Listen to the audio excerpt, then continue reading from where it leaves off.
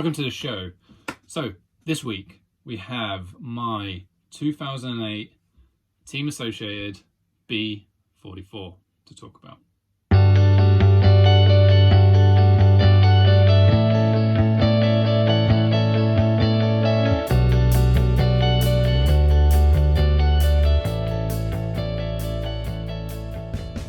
So 2008 B44, here she is.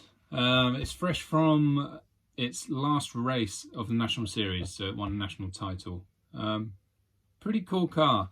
I'd won the year before, full drive national title, but this year, as an associated factory driver, I was full associated, and this was their first ever full drive production car, the B44.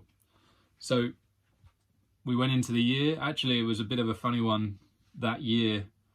I went in with all these aspirations of winning another title, but being a little bit spaced out, I forgot to put an entry in for the BRCA Nationals. So that wasn't a good start because I was on a reserve list. I wasn't even in. So the current national champion was not even in a national championship for that year. So it was a bit of a sketchy one. So I actually went to the first national of the year as a reserve, and I had to sit on the sidelines on the Saturday I got in, luckily, and on the Sunday with my full drive, I had to sit on the sidelines and wait for a spot to race. Luckily, I got one. A few people didn't turn up. I got in. From that point, I TQ'd every round and won every final. So I'm probably the first reserve to TQ and win everything on that day. So 8 o'clock in the morning, I wasn't even racing, and by the end of the day, we TQ'd and we won every round, and we won all 3 finals. Call it the Magic 7.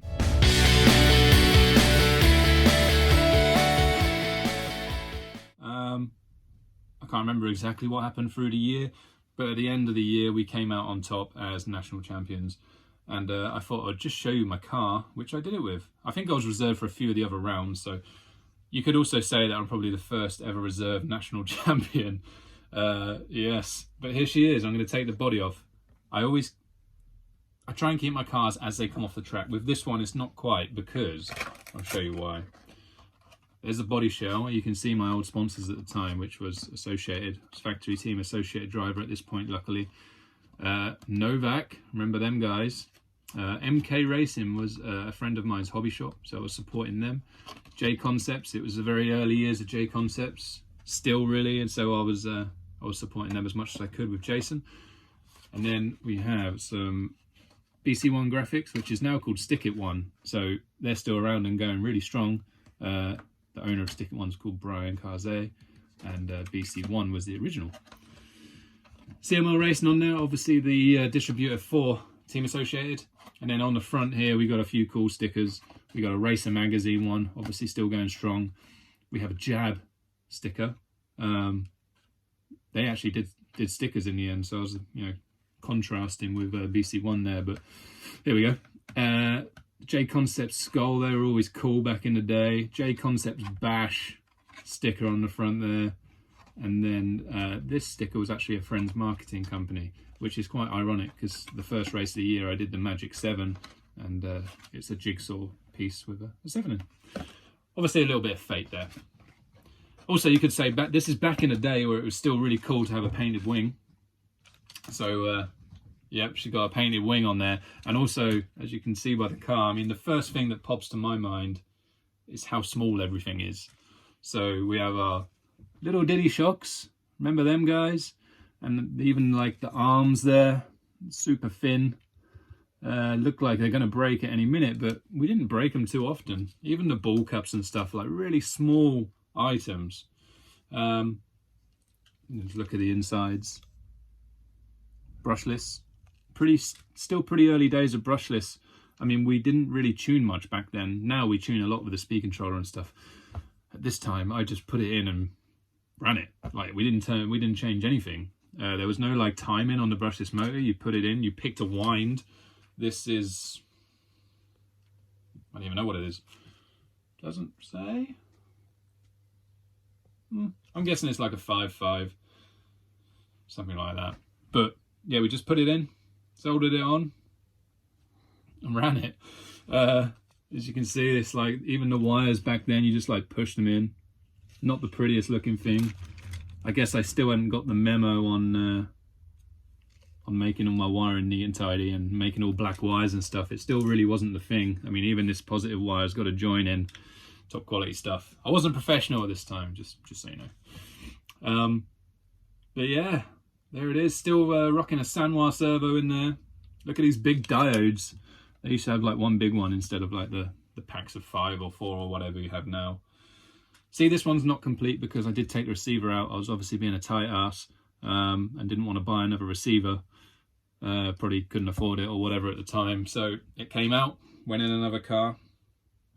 Looks like this car did the Euros because it has a chassis mark on there too. So 2007 Euros would have been Finland. No, 2008 Euros. Sorry, what am I saying? I'm even missing a year. 2008 Euros is Italy. I finished third at that Euros, so this car probably finished third at Euros too. Makes it even better. As you can see, we have milled out chassis back here with trays for nickel metal hydrides, no lipos at this time. So a no lipo brushless car, and yeah, I'm sure it was still pretty fast. Another thing to note, you can hear a little bit of crunch. Ball diffs. The ball diffs were a massive thing back then. We didn't have gear diffs, so you always ran a ball diff. Just what you did. Wing, obviously no screws. Back to the old school body clip, single clip on the back of there. Roll bars were still pretty thin and really not thought about too much back then. You can see it's a very rudimentary mount, just some screws and washers. A fin, I remember Associated, all they did was a silver or a black back in the day, and the black was softer and the silver was a little harder. And I think we'd always just ran a silver one in the UK, maybe a black one when you went to a loose track. And no roll bar on the front, not really needed. You also notice that the tyres, original four-wheel drive tyres, I mean, when the cars were getting faster and harder to drive, we went away from these. We went to two-wheel drive fronts on four-wheel drive wheels. So it's kind of cool to see a four-wheel drive car with proper four-wheel drive tyres on. And I can remember it being a really good car to drive. Carbon chassis, I guess all the flex would help. And it was a super nice car to drive. It went out of the corner really good. That was one of my big impressions from it. I mean, the year before I ran an aero car. I don't have one now, unfortunately. I'm trying to find a replica of my national winning car so I can bring it to you. But at the moment, all I have is the body shell. So I remember this car being incredibly good out of the turn, and it would drift really well. That was a good thing about the B44. It always had good control on slippery surfaces. It always drifted well. It didn't snatch or anything like that. It was a very nice car to drive in them conditions. Yeah, there she is. So it won a few national rounds. It got a third in the Euros. It did quite well. My teammates back then were Neil Craig, Paul Bradby. You know, those two spring straight up. We had a good time back then. I was an associate driver for 10 years. Not many people know how long I was with Associate for, but 10 years.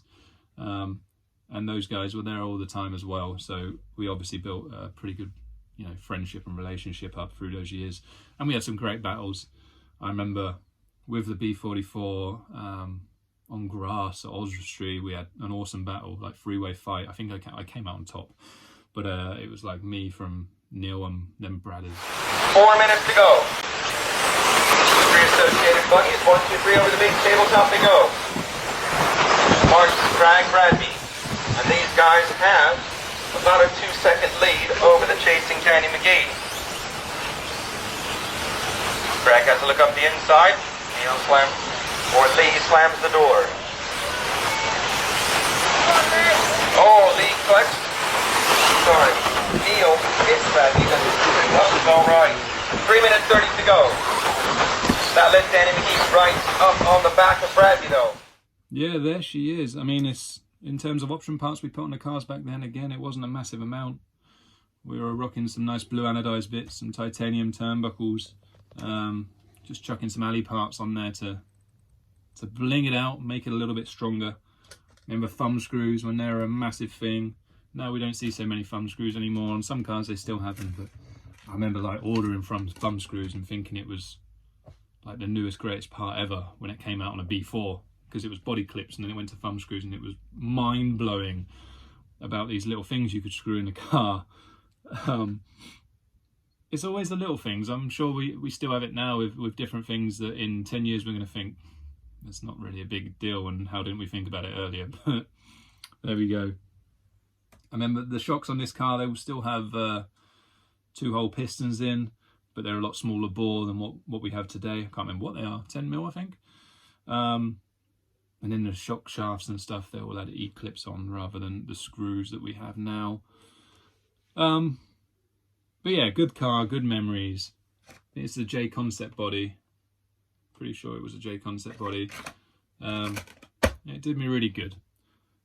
So thanks for watching. This is my little memoir. I'm going to be coming out with lots more soon, and also have a few guests too.